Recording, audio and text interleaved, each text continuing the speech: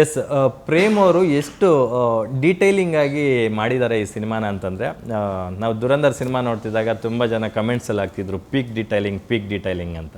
ಈ ಸಿನಿಮಾದಲ್ಲಿ ನನಗೆ ನೋಡಿದಾಗ ಹಂಗೆ ಅನ್ನಿಸ್ತು, ತುಂಬ ಪೀಕ್ ಡೀಟೈಲಿಂಗ್ ಆಗಿ ಸಿನಿಮಾ ಮಾಡಿದ್ದಾರೆ ಅಂತ. ಯಾಕಂದರೆ 60s 70s ಬ್ಯಾಕ್ಡ್ರಾಪಲ್ಲಿ ಒಂದು ಸಿನಿಮಾನ ಕಟ್ಟೋದು ತಮಾಷೆಯ ಮಾತಲ್ಲ. ಸೊ ಆ ಕಂಪ್ಲೀಟ್ ರೆಟ್ರೋ ಬ್ಯಾಕ್ಡ್ರಾಪ್ನ ರೀಕ್ರಿಯೇಟ್ ಮಾಡೋದಿದೆಯಲ್ಲ, so very challenging job. So ಇಲ್ಲ, ಅವ್ರಿಗೊಂದು ವಿಷನ್ ಇತ್ತು ಡೈರೆಕ್ಟ್ರಿಗೆ, ಮತ್ತು ಸೆಟ್ಟು ಅಷ್ಟೇ ತುಂಬ ಜೋರಾಗಿ ಹಾಕಿದ್ರು. ತುಂಬ ಒಂದು 6 months ಏನೋ ಬರೀ ಸೆಟ್ಟು ಪ್ಲ್ಯಾನಿಂಗಿಗೆ ವಿಧಾನಸೌಧದ್ದು ಏನಿದೆಯೋ ಸೇಮ್ ಎಕ್ಸಾಕ್ಟ್ ಮೆಜರ್ಮೆಂಟು ಮೆಟ್ಲಿಸ್ಟು ಎಲ್ಲ ಎಕ್ಸಾಕ್ಟ್ ಹಂಗೆ ಇಲ್ಲಿ ಸೆಟ್ ಹಾಕಿದ್ದು ವಿಧಾನಸೌಧದೆಲ್ಲ ನಮ್ಮ ಸುಂಕದಕಟ್ಟೆ ಹತ್ರ. ಓಕೆ, ಸಿಗೇಳಿ ಹತ್ರ ಆಲ್ಮೋಸ್ಟ್ ಒಂದು 7-8 ಎಕರೆನ ಏನೋ ಬರೀ ಸೆಟ್ಟೇ ಹಾಕಿದ್ರು. ಓಕೆ, ಎಂಟೈರ್ ಬೆಂಗಳೂರನ್ನ ರೀಕ್ರಿಯೇಟ್ ಮಾಡ್ದಂಗಿತ್ತು. ಮತ್ತು ಡೀಟೇಲ್ ನೀವು ಫುಲ್ ಡಬಲ್ ಬಸ್ನ ನೋಡಿದ್ವಿ ನಾವಲ್ಲಿ. ಡಬಲ್ ಡೆಕ್ಕರ್ ಬಸ್ನ ಮುಂಚೆ ಇತ್ತಲ್ಲ. ಹೌದು. ಸೊ ಡಬಲ್ ಡೆಕ್ಕರ್ ಬಸ್ ನೀವು ಅದೆಲ್ಲ you can Paragon chappal, Hawaii ಚಪ್ಪಲ್ ನಿಮಗೆ ಓಕೆ ಇದು 1970s ಅಂತ ಅನಿಸುತ್ತೆ. ಏನಕ್ಕೆ ಅಂದರೆ ಸಾಕಷ್ಟು ಡೀಟೇಲ್ ವರ್ಕ್ ಮಾಡಿದ್ದಾರೆ. 1200-1300 ಜನ ಡೈಲಿ ಇರೋರು. ಅವ್ರು ಅಷ್ಟು ಜನಕ್ಕೂ ಕಾಸ್ಟ್ಯೂಮ್ಸ್, ಅಷ್ಟು ಜನಕ್ಕೂ ವಿಗ್ಗು, ಅಷ್ಟು ಜನಕ್ಕೂ ಹೇರ್ ಸ್ಟೈಲು, ಅದೆಲ್ಲ ಅದಕ್ಕೆ ಅಂತಲೇ ಡೈರೆಕ್ಷನ್ ಡಿಪಾರ್ಟ್ಮೆಂಟು ಒಂದು 10 ಜನ ಅದಕ್ಕೆ ಅಂತಲೇ ವರ್ಕ್ ಮಾಡೋದು. ಜೂನಿಯರ್ಸ್ ಹೆಂಗೆ ಮೂಮೆಂಟ್ಸ್ ಕೊಡಬೇಕು, ಹೆಂಗೆ ಇದು ಮಾಡಬೇಕು ಅಂತ. ಸೊ ಡೈರೆಕ್ಟ್ರ್ ಅಫ್ಕೋರ್ಸ್ ಸೆಟ್ಟು ಇದು ನಮ್ಮನ್ನೆಲ್ಲ ಹೇಳ್ಕೊಡೋದು. ಸೊ ಟೀಮ್ ವರ್ಕ್ ತುಂಬ ಚೆನ್ನಾಗಿ ಮಾಡಿದ್ರು. ನಾವು ಹೋಗಿ ಅವ್ರು ಹೇಳಿದ್ದು ನಾವು ಮಾಡ್ಬಿಟ್ಟು ಬಂದಿರೋ. ರೇಷ್ಮೆ ಅವರೇ, ನಿಮಗೆ ಈಗಿನ ಜನ್ರೇಷನ್ನವ್ರಿಗೆ ಮಾಡ್ರನ್ ಸಿನಿಮಾಗಳು, ಈಗಿನ ಕಾಲಘಟ್ಟದ ಸಿನಿಮಾಗಳು ಮಾಡೋದು ಈಸಿ. ನೀವು ಆ ಥರದೊಂದು ರೆಟ್ರೋ ಕಾಲಘಟ್ಟದ ಒಂದು ಪಾತ್ರಕ್ಕೆ ಜೀವ ತುಂಬಬೇಕು ಅಂದಾಗ ನಿಮ್ಗೆ ಎಷ್ಟು ಚಾಲೆಂಜಸ್ ಎದುರಾಯಿತು ಅಂತ? ಅಯ್ಯೋ ಸರ್, ಕೇಳಬೇಡಿ ಸರ್, ತುಂಬ ಚಾಲೆಂಜಿಂಗ್ ಇತ್ತು ಸ್ಟಾರ್ಟಿಂಗ್. ಯಾಕಂದರೆ ಅವ್ಳು ಮಾತಾಡೋ ರೀತಿನೇ ಬೇರೆ, ಅವ್ರು ನಡೆಯೋ ರೀತಿನೇ ಬೇರೆ. ಸೊ ಆ ಚಿಕ್ಕ ಡೀಟೇಲ್ನು ನಾನು ಅಡಾಪ್ಟ್ ಮಾಡ್ಕೋಬೇಕಿತ್ತು ಬಾಡಿ ಲ್ಯಾಂಗ್ವೇಜಲ್ಲಿ. ನಾನು ಇವಾಗ ನಾರ್ಮಲ್ ಆಗಿ ನಡ್ಕೊಂಡು ಹೋಗೋಕ್ಕಾಗಲ್ಲ. ಸೊ ಅವಳು ಹೇಗೆ ನಡೀತಾಳೆ, ಅವಳು ಹೇಗೆ ಸ್ಲ್ಯಾಂಗಲ್ಲಿ, ಮಂಡ್ಯ ಸ್ಲ್ಯಾಂಗಲ್ಲಿ ಮಾತಾಡ್ತಾಳೆ. ಸೊ ಆ ಪ್ರತಿಯೊಂದು ಸ್ಮಾಲ್ ಡೀಟೇಲ್ ನಾನು ನೋಡ್ಕೋಬೇಕಿತ್ತು. ಆ್ಯಂಡ್ ಕಾಸ್ಟ್ಯೂಮು ಅಷ್ಟೇ, ಕೈಗೊಂದು ಬ್ಯಾಂಡ್ ಕಟ್ಕೋತಾಳೆ, ಕೈ ತುಂಬ ಬಳೆ, ಉದ್ದ ಜಡೆ, ಅಲ್ಲಿಗೆ ಒಂದು ರಿಬ್ಬನ್ನು. ಸೊ ಕಂಪ್ಲೀಟ್ಲಿ ಆ character I had to feel it. ಅದಕ್ಕೆ ಇಟ್ ವಾಸ್ ಹಾರ್ಡ್. ಬಟ್ ಮಾತಾಡೋದು ಕಮ್ಮಿ, ಆ ಕ್ಯಾರೆಕ್ಟರ್ ನೋಡಬೇಕು. ಹೌದು, ಎಲ್ಲವೂ ಹೈ ಪಿಚ್ ಅಲ್ಲೇ ಇದಾವೆ ಆಲ್ಮೋಸ್ಟ್.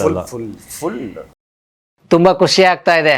ಯಾಕೆಂದ್ರೆ ಇವತ್ತು ಎಷ್ಟೋ ಜನ ಮಹಿಳೆಯರು ಹೇಳ್ತಾ ಇದ್ರು, ನನಗೆ PCOD ಪ್ರಾಬ್ಲಮ್ ಇತ್ತು ಸರ್, ಥೈರಾಯ್ಡ್ ಪ್ರಾಬ್ಲಮ್ ಇತ್ತು ಸರ್, ಆರಾಮಾಗಿ ನಾನು ಸಣ್ಣ ಆದೆ ಸರ್, ತುಂಬ ಥ್ಯಾಂಕ್ ಯು ಅಂತ ಎಷ್ಟೋ ಜನ ಹೇಳ್ತಾ ಇದ್ರು. ನಿಮಗೆ PCOD ಪ್ರಾಬ್ಲಮ್ ಇರಲಿ, ಥೈರಾಯ್ಡ್ ಪ್ರಾಬ್ಲಮ್ ಇರಲಿ, 100% ನೀವು ಸಣ್ಣ ಆಗಬೇಕು, ಆರೋಗ್ಯದಲ್ಲೂ ಸಮೇತ ತುಂಬ ಚೇತರಿಕೆ ಆಗಬೇಕು ಅಂದರೆ ಪ್ರತಿದಿನ ನಮ್ಮ ಜೀನಿ ಸ್ಲಿಮ್ನ ಯೂಸ್ ಮಾಡಿ. ಯಾಕೆಂದರೆ ಜೀನಿ ಸ್ಲಿಮ್ಮು ಒಂದು ಉತ್ತಮ ಆಹಾರ. ಒಂಚೂರು ಕಮ್ಮಿ ಆಯಿತು ಅಂದರೆ ಡೈರೆಕ್ಟರ್ ಬಿಡ್ತಾರೆ. ಇಲ್ಲ ಒಂಚೂರು ಜಾಸ್ತಿ ಬೇಕು. ಆಕ್ಚುಲಿ ಇವ್ರದ್ದು ಫಸ್ಟ್ ಲುಕ್ ಬಿಟ್ರಲ್ಲ ಬರ್ಡೇಗೇನೋ ಒಂದು ತಟ್ಟೆ ಮುಂದೆ ಹಿಂಗೆ ಕಾಲಿಂಗ್ ಇಟ್ಕೊಂಡು ಕೂತಿರೋದು, ಒಂದು ಮಟನ್ ಪೀಸ್ ಒಂದು ಇಟ್ಕೊಂಡು, ಆವಾಗಲೇ ಅನಿಸ್ತು ಈ ಪಾತ್ರ ಸಖತ್ ರಾ ಇರುತ್ತೆ ಅಂತಂತೂ ಅನಿಸಿತ್ತು ನಮಗೆ.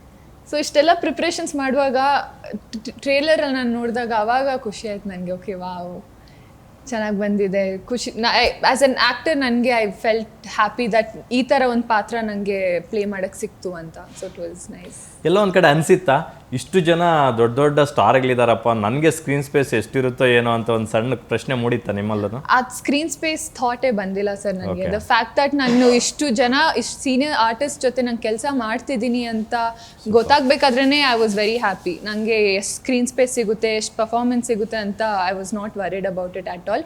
ಈ ಒಂದು KD ಫ್ಯಾಮ್ಲಿಗೆ I am a part of it ಅಂತ I was very happy. And ಆ ಸೀನಿಯರ್ ಆರ್ಟಿಸ್ಟ್ನ ಆ್ಯಕ್ಟ್ ಮಾಡೋದು, ನೋಡೋ ಅವಕಾಶ ನಂಗೆ ಸಿಕ್ತು. ಅಬ್ಸರ್ವೇಷನ್ ಮಾಡ್ತಿದ್ದೆ, ಏನಾದರೂ ಸ್ವಲ್ಪ ಕಲಿತಿದ್ದೆ ಅಲ್ಲಿ. So I was happy, satisfied. Super. Dhruva ಅವರೇ, ನೀವು ಸಿನಿಮಾದ ಕುಟುಂಬದಲ್ಲೇ ಹುಟ್ಟಿದವರು, ನಿಮ್ಮ ರಕ್ತದಲ್ಲೇ ವಿತಿನ್ ಯು ಸಿನಿಮಾ ಅನ್ನೋದು ಇದೆ, ನಿಮ್ಮಲ್ಲಿ ರಕ್ತಗತವಾಗಿ ಬಂದಿದೆ. ಅದರ ಹೊರತಾಗಿಯೂ ಕೂಡ ನಾವು ನೀವು ಎಲ್ಲನೂ ಈಗಿರ್ತಕ್ಕಂಥ ಈ ಲೆಜೆಂಡ್ಗಳನ್ನ ಸಿನಿಮಾಗಳನ್ನ ನೋಡಿಕೊಂಡೇ ಬೆಳೆದವರು. ರವಿಚಂದ್ರನ್ ಅವ್ರು ಇರ್ಬೋದು, ರಮೇಶ್ ಅರವಿಂದ್ ಅವ್ರು ಇರ್ಬೋದು, ಶಿಲ್ಪಾ ಶೆಟ್ಟಿ ಅವ್ರು ಇರ್ಬೋದು, ಸಂಜಯ್ ದತ್ ಅವ್ರು ಇರ್ಬೋದು, ದತ್ತಣ್ಣ ಅವ್ರು ಇರ್ಬೋದು.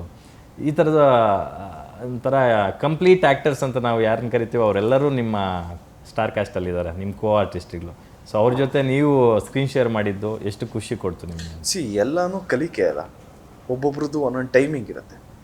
ಈಗ ನನ್ನ ಎಕ್ಸ್ಪೀರಿಯನ್ಸ್ ಅಂದರೆ ನಾನು ಏನು ಎಕ್ಸ್ಪೀರಿಯನ್ಸ್ ಮಾಡಿದೆ ಅಂತ ಹೇಳ್ತೀನಿ. Ramesh Aravind sir what an actor, but ಅವ್ರ ಜೊತೆ ಮಾಡಿದಾಗ ಅವರು ಟೈಮಿಂಗೇ ಬೇರೆ ಇರುತ್ತೆ. ಮತ್ತು ಅವರು ಡೈಲಾಗ್ಸ್ ತೊಗೊಂಡಾಗ ಅವ್ರಿಗೆ ಏನೇನು ಓಕೆ ಇದೆ ಅವ್ರು ನೋಡೋ ರೀತಿ, ಅವ್ರು ಅಂದ್ಕೊಳ್ಳೋ ಥಾಟು, ಓಕೆ ಆ ಪಾತ್ರಕ್ಕೆ ಹಿಂಗೆ, ಓಕೆ ನಾನು ಹಿಂಗೆ ಹೇಳ್ಬೋದು ಅದು ದಟ್ ಅವ್ರ ಐಡಿಯಾ. ಈಗ ಆ ಪಾತ್ರ ಈ ಕ್ಯಾರೆಕ್ಟರ್ ಒಂದಿದ ತಕ್ಷಣ ಇಮ್ಮಿಡಿಯೇಟಾಗಿ ಬಾಡಿ ಲ್ಯಾಂಗ್ವೇಜ್ ಚೇಂಜ್ ಮಾಡ್ಕೊತಾರಲ್ಲ. ಸೊ ಎಲ್ಲರಿಂದನೂ ಒಂದು ಕಲಿಯುವಂಥ ಒಂದು ಇನ್ಸ್ಟಿಟ್ಯೂಷನ್ ಅಂತಾರೆ ಹೇಳ್ಬೋದು. ರವಿಚಂದ್ರನ್ ಸರ್ ಸುಮ್ಮನೆ ಗ್ಲಾಸ್ ತೆಗೆದು ಹಿಂಗಂತಾರೆ, ಏನು ಹಿಂಗಂದ್ರಲ್ಲ ಅಂತ. ಅಲ್ಲಿಗೆ ಹೋಗಿ ಮಾನಿಟ್ರಲ್ಲಿ ನೋಡಿದ್ರೆ 48 ಫ್ರೇಮ್ಸಲ್ಲಿ ಅದು ಬೇರೆ ಥರ ಕಾಣಿಸ್ತೀವಿ.